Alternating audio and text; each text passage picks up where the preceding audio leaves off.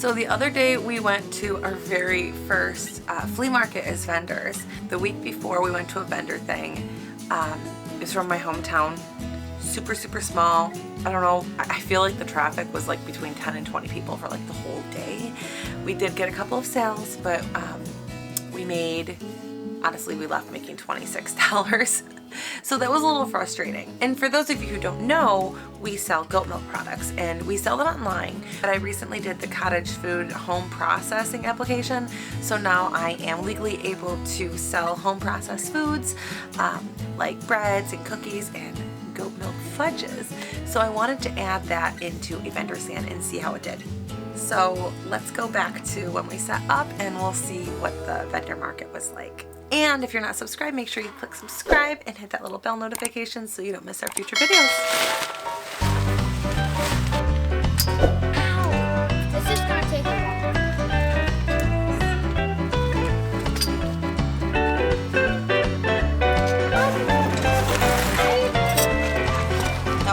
Are we ready to lift it up yet?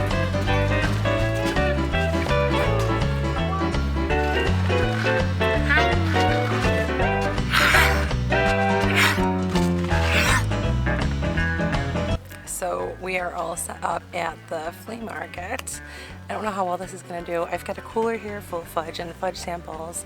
It is 9:18. It's already busier than it was last week, but I'm a little nervous. It's supposed to rain all day, so I'll check back in and see how our first vendor market goes. They have moved us under the awning instead because it's going to storm. So they said our tent's not going to hold up. And now we're rushing to take it down. Okay, so we have our little vendor stand here. And there's my salesperson. People, would you like to try a fudge sample? We have maple, salted caramel, pistachio, chocolate banana, and peanut butter. It's not a brownie. We're gonna look at some of the other vendors. Make a little video while we're doing it. Okay.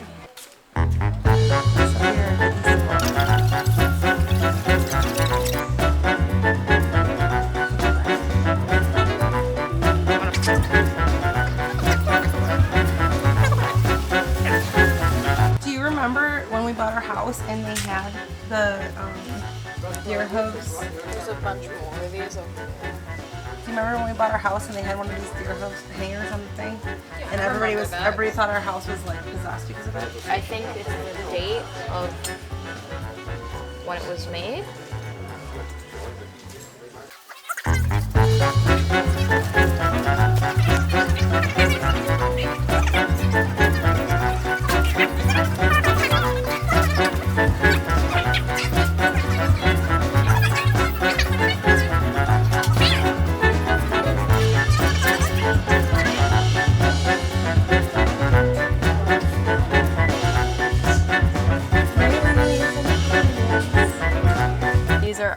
Ducks. I think it's really cute. And they come with pamphlets. Except the ones that have a tag that said no pamphlet. Oh, those are cute little ducky unicorns. Like a safe. I like these little antique things. Yeah. I think they're cute. And I'm definitely. So cute. Ouch. Ow. There's a rock on the ground. Oh, these are all salt and pepper shakers. Look, it's a little teapot. I'm a little teapot, short and stout. Good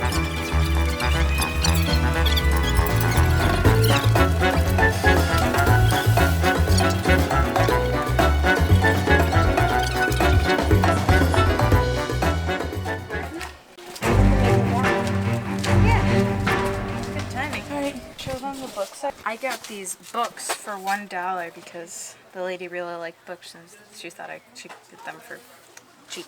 Which ones did you get? I got these short fiction books. They're like a bunch of stories in one. This is a murder mystery book called The Lion's Mouth. That's it. I stopped recording. It ended up raining. All of the vendors were complaining that the entire day was not even worth it to be there because it was just a really rainy, stormy day, and nobody wanted to be out doing things. It was kind of like a stay-at-home day. Literally all the vendors were complaining about it. There was a little bit of foot traffic, more than from the farmer's market that I went to that was kind of in the middle of nowhere, so that was a plus. We did make a profit on today, so that's a plus. Would I say it's worth it if every day was like this?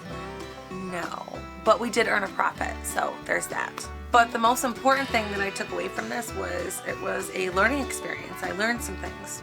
I learned that the vendors at this particular flea market, and I've heard rumors of this, but they're like family. They all love each other. They all support each other. Everybody came over and welcomed us, and it was a really great experience. Our most popular item by far was the lotion. And I'm not really surprised because that's kind of always our most popular item. Everybody loves the lotions. If you have not tried goat milk lotion, I highly recommend it. It's pretty awesome. We were sold completely out of our most popular scent, which is vanilla, before we went to the market. It has now been restocked, so vanilla is now in there. And then roseberry is our second most popular scent. That went bloop. That was gone really fast. Our second most popular item was our goat milk fudge. Peanut butter seemed to be just the staple that everybody wanted to go to. That everybody wanted to go to. Caramel was probably the second most popular, but probably because I talked it up so much, because it's my favorite. So it's a salted caramel, and I'm going to post the recipe later at some point in time on this YouTube channel, so make sure you're subscribed so you don't miss it. But it's a salted caramel, but most people when they make caramel fudges, or caramel, depending on how you say it, they use caramel bits. But I wanted it to be as authentic as I possibly could make it, so the caramel is actually made from goat's milk as well. My absolute favorite out of them are the maple walnut and the caramel.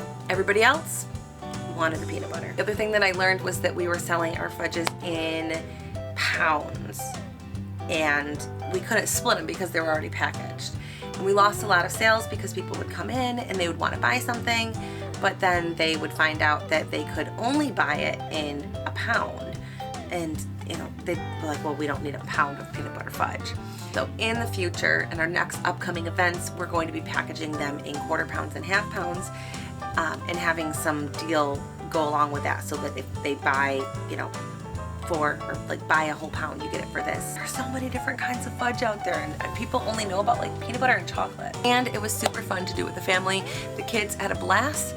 They had a blast doing it. It was great family time. The fact that I was able to get my 13-year-old out from, you know, her room without a struggle. Like, she's up and at it and ready to go at 6 o'clock in the morning. That is pretty amazing. And they keep asking when we're going to do it again. I would say it was worth it.